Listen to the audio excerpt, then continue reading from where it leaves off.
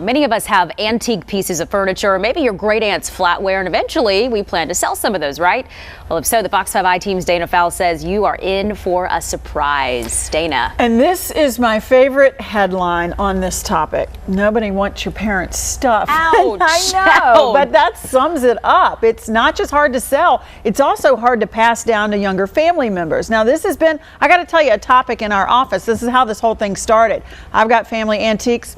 Can't sell them. My producer, same thing. Even our news director says he's running into this problem. So what's up? Well, old pieces like this one. This is a dry sink table. It's got a marble top. This is in my spare room.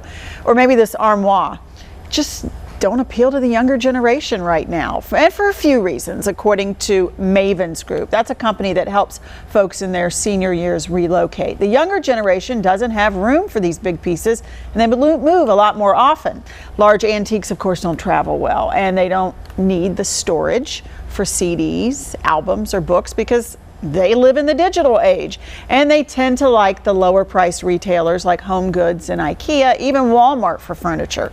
Although still interesting to this set are the mid-century pieces like that table or this bench. Now, some older things do still sell.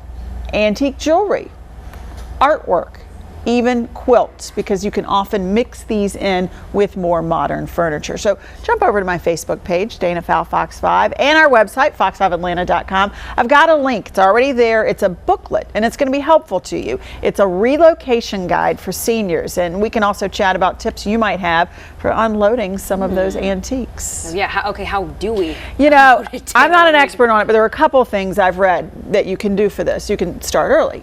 Do it before it needs to be done. That way you're not pressed up against a deadline once a parent passes. And how about this? Collect stories from your parents about some of the antiques. If you can tell a story with your offer to give a younger relative that piece of furniture, that might make them more interested. Maybe it's the only thing that the grandparents brought with them when they came here as immigrants. That adds sentimental value.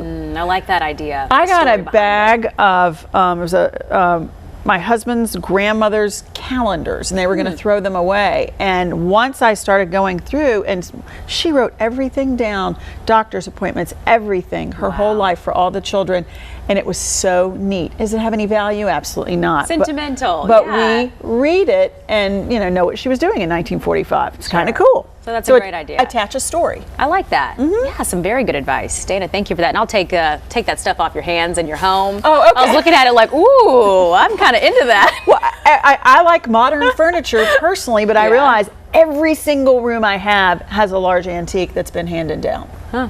All right. Well, there you go. There you go. It's nice.